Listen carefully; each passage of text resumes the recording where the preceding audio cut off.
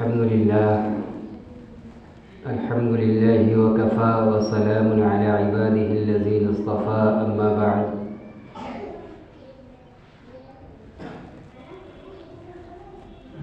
فقد قال رسول الله صلى الله عليه وسلم إذا كانت ليلة النصف من شعبان ينزل الله تعالى إلى السماء الدنيا فينادي مناد ألا مستغفر فأغفر له ألا مسترزق فأرزقه ألا مبتلا فأعافيه ألا كذا ألا كذا حتى يطلع الفجر. وقال في حديث آخر إذا كانت ليلة النصف من شعبان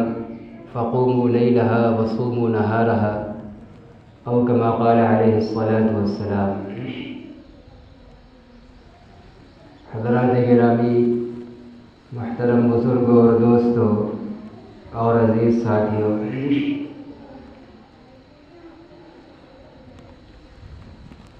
یہ ماہ شعبان المعظم کا مہینہ ہے اور عنقریب اس مہینے کی 15ویں رات اپنی تمام خدا کی رحمتوں اور برکتوں کے ساتھ ملت اسلامیہ کے اوپر سایہ فگن ہونے والی ہے۔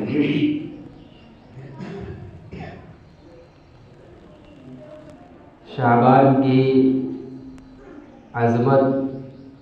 اور اس کی ایک امتیازی فضیلت ہے شریعت محمدیہ کے اندر، اور اسی طرح اس کی یہ 15ویں رات جسے لیلۃ البراءت یا شب براءت کہا جاتا ہے، ان چند راتوں میں سے ہے جن میں اللہ تعالیٰ کی خاص رحمت اور توجہ اللہ کے مطیع و فرما بردار بندوں کی طرف ہو جاتی ہے۔ اور یہ رات صرف ایک رسمی اور رواجی اور تہوار اور جشن کی رات نہیں ہے، بلکہ یہ ایمان والے کی زندگی کے لیے ایک انقلابی رات ہے، چھٹکارے اور خدا کی نافرمانی سے خلاصی کی رات ہے۔ بندگی کا جو طریقہ ہے اور تخلیق کا جو مقصد ہے اللہ کی معرفت و عبادت، دنیا کے ماحول میں رہ کر انسان کبھی غفلت کا شکار ہو جاتا ہے، خدا کی معرفت اور اس کی بندگی سے نکل کر خدا فراموشی اور اس کی حکم عدولی کی طرف چل پڑتا ہے، تو اللہ تبارک و تعالیٰ کی طرف سے بندوں کے ساتھ یہ شفقت، رحمت اور محبت اور فضل کے تعلق کی بنا پر ایسے زمانے اور ایسے اوقات رکھے گئے ہیں کہ اگر ان لمحوں کے اندر انسان الرٹ ہو جائے اور اپنے پیچھے کی خراب زندگی سے نکل کر حضرت محمد رسول اللہ صلی اللہ علیہ وسلم کے برپا کیے ہوئے نظام اور آپ کی تعلیم و تربیت کے سانچے میں ڈھلنا چاہے، تو یہ مختلف دن و رات اس کی زندگی کے لیے ایک انقلاب کا، ایک تبدیلی کا زمانہ اور وقت ثابت ہو سکتے ہیں۔ اسی لیے اس رات کو شب براءت کہا جاتا ہے، چھٹکارے کی رات، خلاصی کی رات۔ انسان نے، مسلمان نے اگر اپنے اعمال بد کی وجہ سے اور اپنی بدکرداری کی وجہ سے اپنے آپ کو خدا کے قہر اور اس کے غضب کا حقدار بنا دیا ہے اور جہنم کا مستحق بنا دینے والے اعمال سے لت پت ہو گیا ہے، اگر اس چیز سے وہ چھٹکارا، رہائی اور نجات چاہتا ہے، تو یہ رات اس کے لیے سنہرا موقع ہے کہ اللہ کے حضور میں پشیمانی اور ندامت و شرمندگی کے آنسوؤں کے ساتھ حاضر ہو جائے اور پچھلی زندگی کے تمام کرتوتوں پر سچے دل سے ندامت کا اظہار کرتے ہوئے اللہ سے معافی مانگ لے، اور آئندہ اللہ کے حکم اور رسول اللہ صلی اللہ علیہ وسلم کے طریقے کے مطابق آپ کا سچا عاشق اور محب بن کر زندگی گزارنے کا پختہ عزم و ارادہ کر لیں۔ تو تو اس انسان کو پچھلے تمام برے اعمال کے برے نتائج سے چھٹکارا دے دیا جاتا ہے، اس کو نجات دلا دی جائے گی، رہا کر دیا جائے گا، جیسا کہ حضرت عائشہ صدیقہ رضی اللہ عنہا کی روایت کے اندر ہے کہ اس رات کے اندر اللہ تبارک و تعالیٰ اپنے بندوں کی بڑی تعداد کے اندر بخشش فرماتے ہیں۔ یہ رات یوں ہی آتی اور جاتی گزرتی نہیں ہے،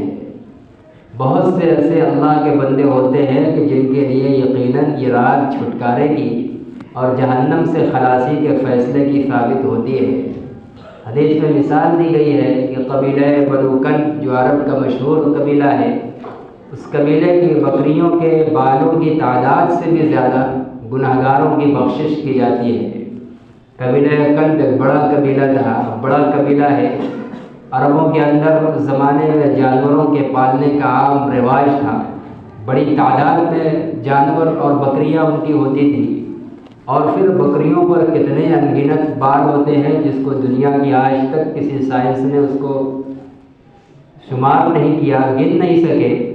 ایسے لاتعداد اس پورے قبیلے کی جانوروں کی تعداد کے برابر اللہ تبارک و تعالیٰ امت محمدیہ کے گناہگاروں کی بخشش فرماتے ہیں۔ وہ ایک عام اعلان ہے، خدا کی طرف سے رحمت کی بارش کا ایک عمومی سلسلہ ہے۔ اگر خدا نہ کرے کہ اس عمومی رحمت سے کوئی بندہ اس رحمت کی بارش کا چھینٹ اس کے اوپر نہ پڑے، وہ محروم ہو جائے، تو واقعتاً وہ بڑا بدبخت اور محروم ہوگا۔ جیسا کہ شب قدر کے بارے میں آپ صلی اللہ علیہ وسلم نے فرمایا ہے، من حرم فقد حرم الخیر کلہ، کہ جو شب قدر کی بھلائیوں سے اور اس رات میں خدا کی طرف سے آنے والی عطایا اور نوازش سے محروم رہا تو وہ اپنی فطرت اور طبیعت کا محروم ہے، اس کو دنیا کی کوئی بھلائی نہیں پہنچ سکتی، وہ تمام بھلائی سے محروم رہ جانے والا انسان ہے۔ نبی کریم صلی اللہ علیہ وسلم کے صدقے میں امت محمدیہ کو یہ رات ملی ہے، اور زندگی کے مختلف سالوں کی طرح ایک بار پھر بہت سے لاتعداد مسلمان، خوش نصیب مسلمانوں کے اوپر یہ رات پھر آئے گی، اور اس رات کی خیرات و برکات اور اس رات کے اندر اللہ تعالیٰ کی جو عطایا اور بخشش دور نبوت میں تھی، دور صحابہ میں تھی، آج سے 1000 2000 سال 1400 سال پہلے تھی، آج بھی اس وقت جو رات آئے گی 1445 ہجری کے اندر، خدا تعالیٰ کی تمام تجلیات و عنایات و برکات اس رات کے اندر بھی رہیں گی۔ یہ الگ بات ہے کہ صحابہ کرام کے اندر لینے کا ظرف تھا، ان کے قلب ایسے برتن تھے، ان کے اندر ایسی صلاحیت تھی، ایسی انہوں نے اپنی تربیت کی تھی کہ وہ ان برکات کو مکمل لے لیتے تھے، اور ہم اور آپ اپنی بے تربیت اور غفلت والی زندگی میں لت پت ہونے کی وجہ سے، اور اس لت پت اور غفلت والی زندگی سے نکلنے کا ارادہ نہ ہونے کی وجہ سے ہماری زندگی کی نامعلوم کتنی راتیں آتی ہیں، گزر جاتی ہیں، لیکن ہم جوں کا توں ویسے ہی اپنی جگہ خرابی کے ساتھ قائم اور باقی رہتے ہیں۔ یہ ہماری کمی ہے، یہ ہماری محرومی ہے، یہ ہمارے ظرف اور قلب کی خرابی کا نتیجہ ہے، ورنہ اللہ تعالیٰ کی طرف سے اس رات کی برکتوں کے اندر کوئی کمی اور کوئی کٹوتی نہیں کی گئی ہے۔ تو ایک بار پھر یہ رات ہمارے سامنے آ رہی ہے، اور ہماری زندگی کا جو حال ہے وہ ہم سب کے سامنے ہے، اور ہر مسلمان سب سے زیادہ اپنے آپ کے بارے میں خوب جانتا ہے کہ اس کی اجتماعی زندگی، اعمال اور اس کے ایمان اور افعال کا کیا حال ہے، تنہائی کی زندگی کا کیا حال ہے، خدا اور اس کے ساتھ تعلق کا کیا معیار ہے، کس درجے اور کس نوعیت کا تعلق ہے۔ کوئی دوسرے کے بارے میں اتنا نہیں جانتا جتنا ہر انسان خود اپنے بارے میں جانتا ہے۔ اس لیے ہر انسان کو، مسلمان کو خود فیصلہ کرنا ہے کہ آنے والی اس رات میں برکات الہی اور تجلیات ربانی سے ہمیں مالا مال ہونا ہے، اور اپنی زندگی میں جہاں ہم انفرادی پریشانیوں کے ساتھ اب ملکی اور اجتماعی بہت سے مظالم اور ستم کا شکار ہیں، ان حالات کو عافیت اور چین کے ماحول سے بدلا ہوا ہم دیکھنا چاہتے ہیں یا نہیں، یہ ہمارا اور آپ کا ارادہ ہے، یہ ہمارا اور آپ کا فیصلہ ہے اگر ہم اپنے اجتماعی اور انفرادی برے اور مشکل حالات کو طبیعت کے ناموافق ماحول اور حالات کو بدلنا چاہتے ہیں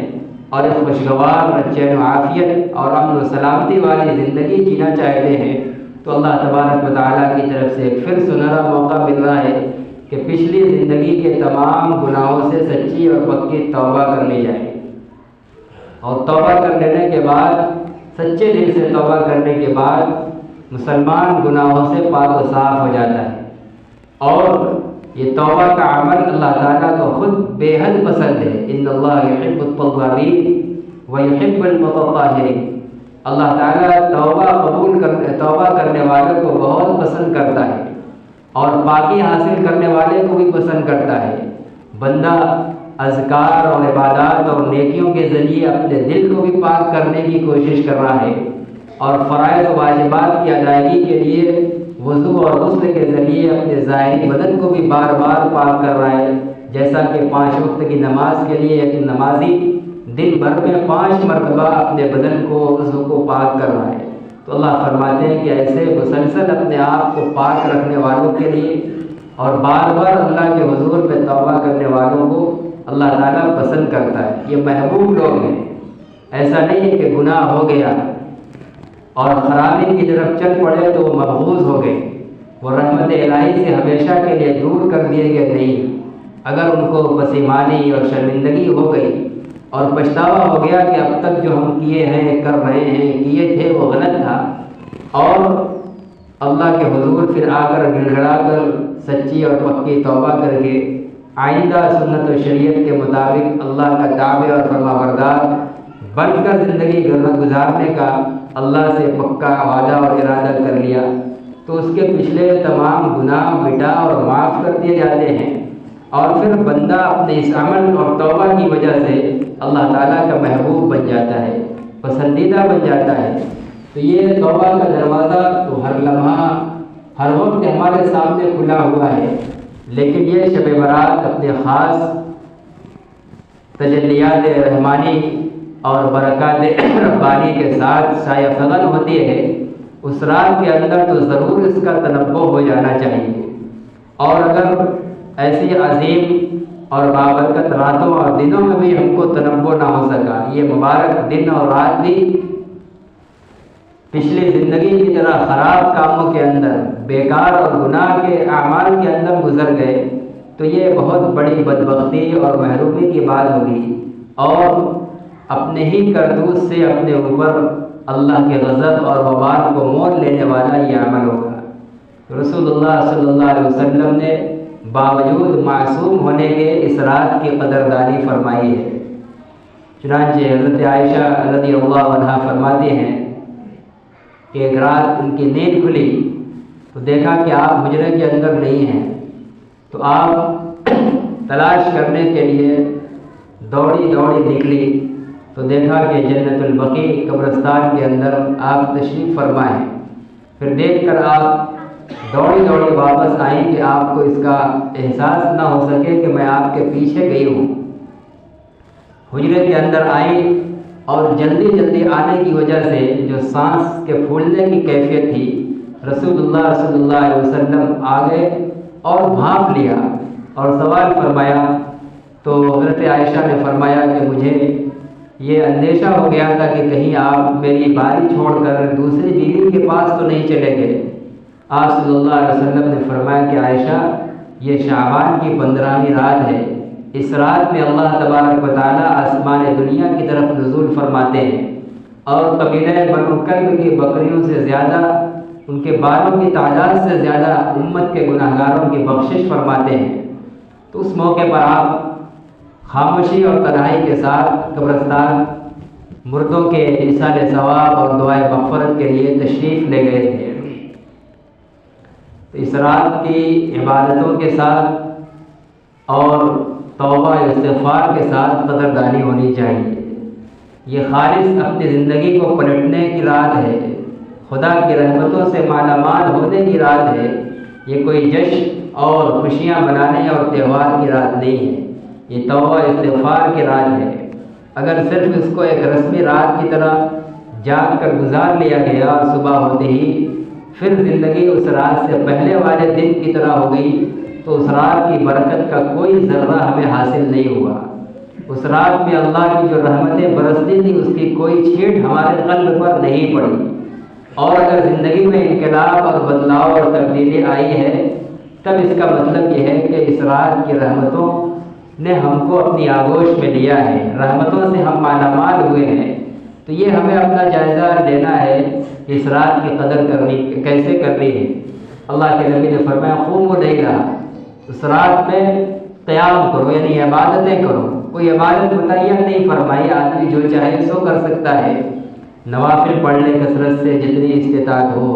تلاوت کر لے، صدقہ اور خیرات کر لے، اور توبہ استغفار اور دعا و مناجات، اپنے حالات اور مشکلات سے خلاصی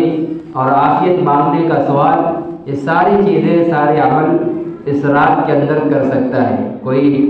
طاقت ہو تو پوری رات کر سکتا ہے، چند لمحے کے اندر بھی کوئی کر لیتا ہے، عشاء کی نماز باجماعت ادا کر کے سو جاتا ہے، اور پھر رات کے کسی حصے میں اٹھ کر مختصر سے بھی عبادت کر لیتا ہے اور پھر فجر باجماعت ادا کر لیتا ہے، وہ بھی اس رات کی بھلائیوں سے مالا مال ہے۔ اور اگر کوئی بندہ عشاء اور فجر ہی صرف جماعت سے پڑھ لیتا ہے، یہ بھی بہت ہی غنیمت ہے، وہ بھی اس رات کی برکتوں سے محروم نہیں ہے، بنسبت اس بندے کے جس کا ان نمازوں کا اہتمام نہیں ہے، یا اگر نمازوں کا اہتمام ہے لیکن راتوں کو جاگ کر صرف مٹر گشتی ہے، ادھر ادھر تفریح اور سیر بازی ہے، چائے خانوں کے اندر صرف بیٹھکا بازی اور گپ شپ کی مجلسیں ہیں، غیبت اور چغلی کی مجلسیں ہیں، اگر ان کاموں کے ساتھ صرف رات گزاری جا رہی ہے تو اس سے بہت ہی بہتر ہے وہ بندہ جو صرف عشاء پڑھ کر سو جاتا ہے اور اٹھ کر پھر فجر کی نماز باجماعت پڑھ لیتا ہے۔ اگر کچھ کرنے کا ارادہ ہو گناہ سے بچ کر تبھی تو اس رات کو جاگا جائے، ورنہ اور دنوں کے مقابلے میں اور اہتمام سے سو جائے کہ کم از کم ہم نیکی نہ کر سکیں تو اس رات میں ہم سے کوئی گناہ نہ ہو، تاکہ آج کی رات جو آسمان پر بندوں کے اعمال اٹھائے جا رہے ہیں تو اس رات میں، اس مبارک رات کے اندر ہمارا کوئی گناہ اوپر نہ پیش کیا جائے، اس لیے نیکیاں ہی کرنے کی کوشش کی جائے، نہ ہو تو سو جایا جائے، کوئی گناہ کے لیے اس رات کو اڈا اور اپنے گناہ کا دن اور جگہ نہ بنایا جائے۔ کوئی عمل جیسا کہ بتلایا گیا کہ مخصوص نہیں ہے، جو چاہے کر سکتا ہے، نوافل، تلاوت، اذکار، توبہ استغفار، تمام اعمال کو کر سکتا ہے، لیکن پچھلے اعمال سے سچی اور پکی توبہ ضروری ہے۔ عموماً بھاری اور اکثریت کی تعداد میں ہوتا یہ ہے کہ ان راتوں کے اندر زیادہ سے زیادہ وقت شروع ہوا، مغرب عشاء اور فجر کی نماز ادا ہو گئی، راتوں کو بھی کچھ نوافل کا اہتمام ہو گیا، لیکن اگلے دن ظہر سے پھر فرض کی نماز پامال ہو جاتی ہے،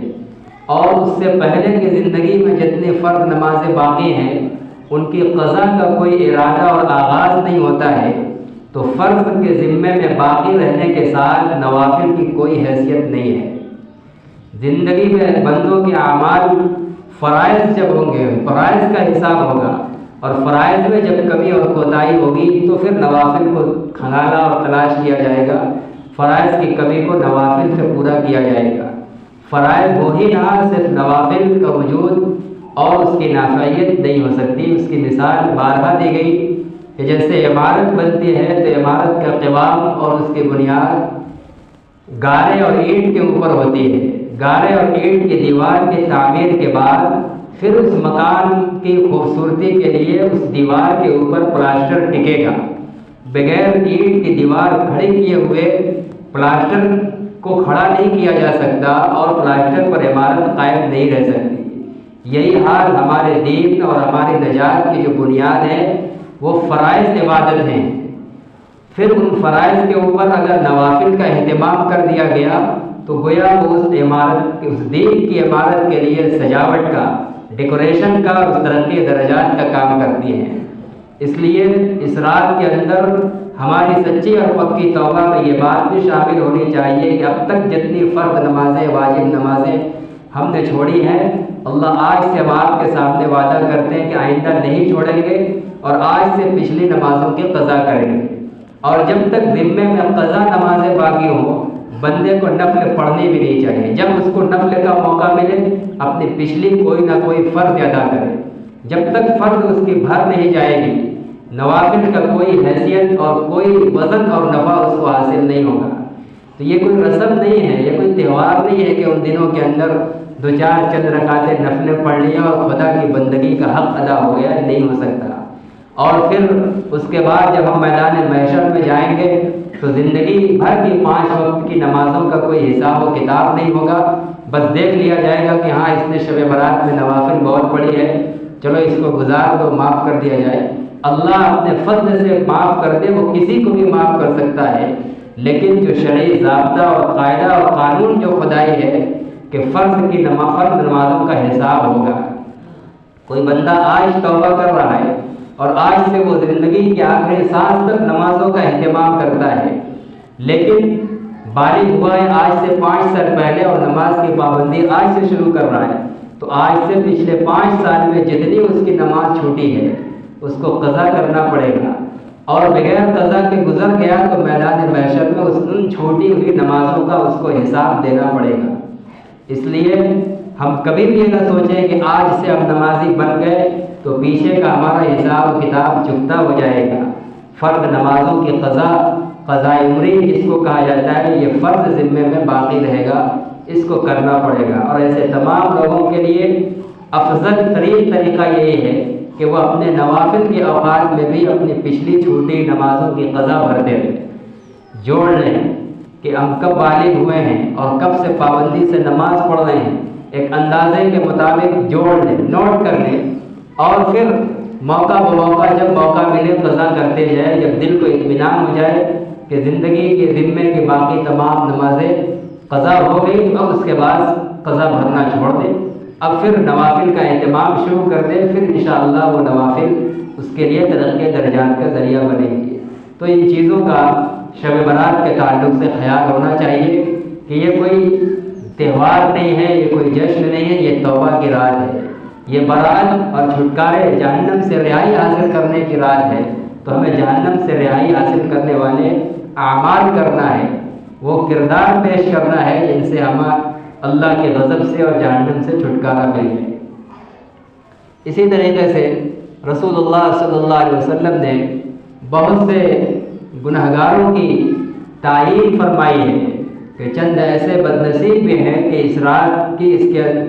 ان کی بخشش نہیں ہوتی جب تک کہ اپنے اس گناہ سے وہ توبہ کر کے چھوڑنے کا پکا ارادہ نہ کر لیں، جن میں ایک ہے شراب پینے والا۔ شراب پینے والے کی شب برات میں بخشش نہیں ہوگی، ہاں وہ توبہ کر لے کہ آج سے ہم اللہ کے سے عہد و معاہدہ کرتے ہیں کہ اب ہم شراب کو چھوڑتے ہیں، آئندہ کبھی منہ نہیں لگائیں گے۔ جب سچی اور پکی توبہ کر لے گا معاف کر دیا جائے گا۔ اسی طرح کسی کے ذمے دوسروں کے جو حقوق باقی ہیں ان کی ادائیگی کا ارادہ بھی نہیں ہے، اور پھر اللہ ہی کے حقوق کو ادا کرنے اور معافی تلافی صرف ہو رہی ہے، تو جب تک بندوں کے حقوق بھی ادا نہ کر دیے جائیں یا ادا کرنے کی پوزیشن میں نہ ہوں تو صاحب حق سے معاف نہ کرا لیا جائے، تب تک ایسے لوگوں کی بھی بخشش نہیں ہوگی۔ ایسے ہی رشتہ توڑنے والا جو رشتہ داریوں میں دراڑ پیدا کرتے ہیں، تعلقات ختم کرتے ہیں، ایک دوسرے سے میل جول نہیں رکھتے اپنے رشتہ دار اور تعلقات میں،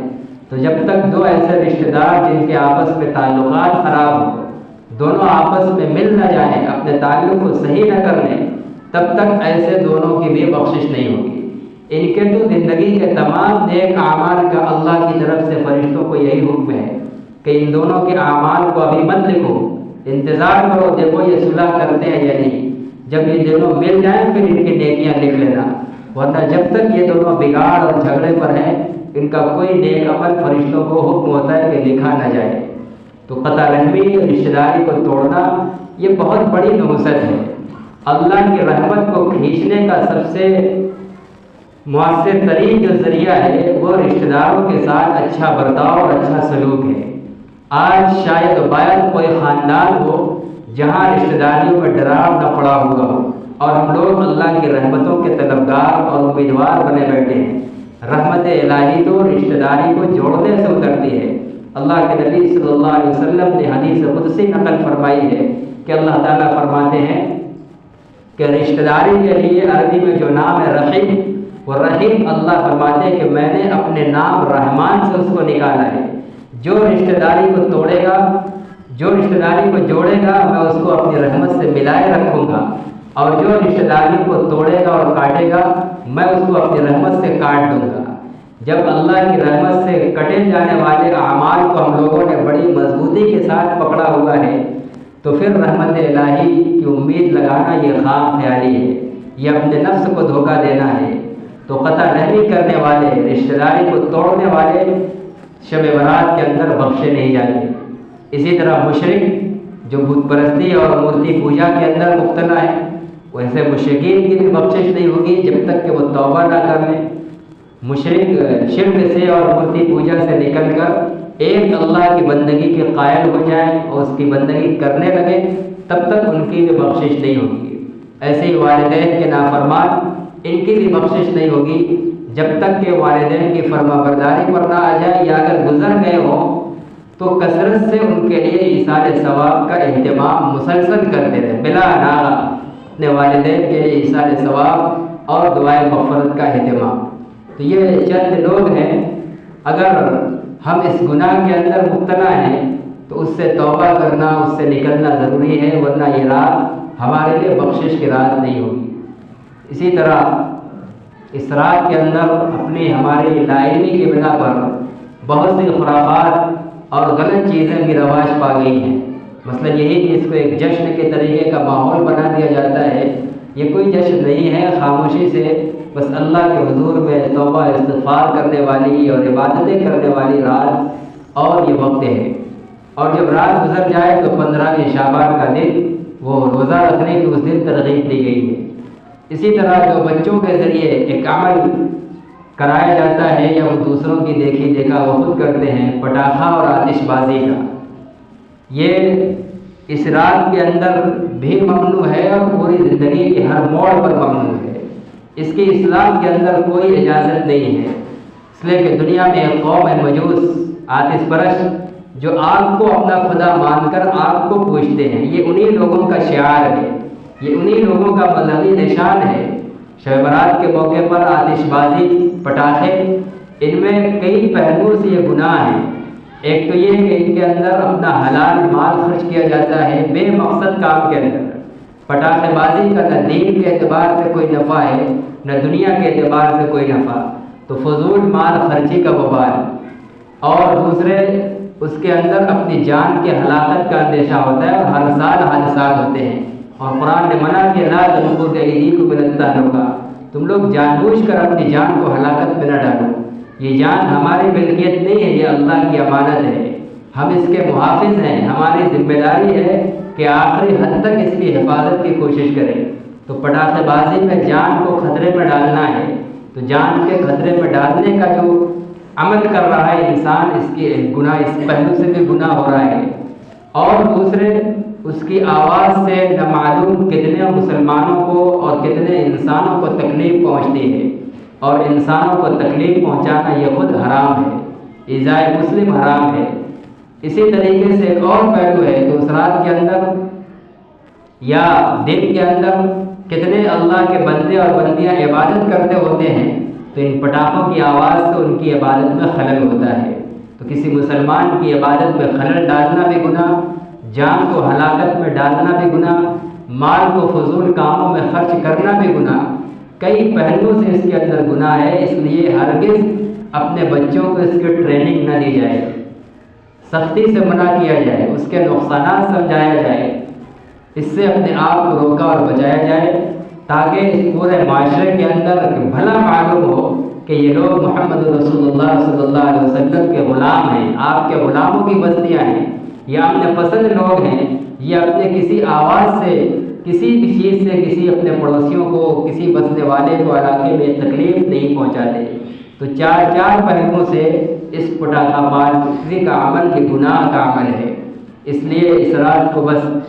ضرور خاص طور سے بچوں کے ذریعے اس کو بچا لیا جائے، اور باقی جو کرنے کے کام بھی کیا جائے۔ نہ کچھ کر سکتے ہوں تو معمول کے مطابق فجر عشاء کا اہتمام کر کے پوری رات سو جایا جائے، یہ کوئی حرج اور کوئی مطالبہ نہیں ہوگا۔ اللہ تعالی ہم سب کو ان ہدایات پر کہنے اور سننے سے زیادہ عمل کی توفیق عطا فرمائے۔ ایک دوسری چیز اور ہے کہ اس دن رات کے اندر مغرب بعد عصر بعد عموماً گھروں کا مزاج ہوتا ہے کھانا کچھ پکا کر بانٹنے کا، ضرورت مندوں کو کھلانا یا بلا ضرورت کسی انسان اور مسلمان کو کھلانا بھی یقیناً یہ ثواب کا عمل ہے۔ یہ بہترین اسلام اس کو کہا گیا ہے، کسی کو بھی کھانا کھلانا اور غریبوں کو کھلانا، ضرورت مندوں کو کھلانا، یہ تو اور دوہرے اجر و ثواب کا حامل بن جائے گا۔ لیکن چونکہ وہ دن ایک رسمی دن بن گیا کہ ہر آدمی بیچتا ہے، اور اب پہلے کے مقابلے میں علاقوں کے اندر کھانے کے محتاج اور اس طرح کے وہ لینے کے محتاج کم لوگ ہوتے ہیں۔ بسا اوقات ایک آدھ آدمی کے اتنا پہنچ جاتا ہے کہ اگر وہ کھانا صحیح سالم باقی رہے تو وہ ہفتہ 10 دن کھایا جا سکتا ہے، لیکن ظاہر ہے کہ صحیح سالم کھانا اتنے دن باقی نہیں رہتا، وہ ضائع ہوتا ہے، سڑ جاتا ہے، یا ان کی ضرورت سے زائد ہوتا ہے، وہ پھینک دیتے ہیں۔ تو یہ اللہ کی نعمت کی ناقدری ہے۔ صدقہ اور خیرات اور غریبوں کی امداد ضرورت اور موقع کی مصلحت سے ہونی چاہیے۔ ایسا نہیں کہ بس محلے اور سماج میں ایک آدمی ضرورت مند ہے اور 100 آدمی اس کو کھانا مل رہا ہے۔ پیسے سے مدد کی جا سکتی ہے، اور اس دور میں سب سے بہترین امداد پیسے کی مدد ہے، اس لیے کہ ہر گھر کے اندر کسی نہ کسی درجے میں خوراک کا انتظام ہو جاتا ہے۔ بہت سے گھر اپنی ٹپکتی ہوئی چھتوں کو بنانے سے معذور ہیں، اپنے اولاد اور پریوار کا مہنگا علاج کرنے سے وہ معذور اور عاجز ہیں۔ اس لیے ان دنوں کے اندر صدقہ اور خیرات یقیناً ایک بڑی عبادت ہے۔ مالی صدقہ اور خیرات کیا جائے، صرف پکا پکا کھانا یہ مصلحت کے خلاف ہے، اس میں نقصان ہوتا ہے، اور کھانا ہی دینا چاہتے ہیں کچا اناج دے دیا جائے، وہ بھی اس کے کام آئے گا، حسب ضرورت پکا کر استعمال کر لے گا۔ ان چیزوں کا اس وقت کے اندر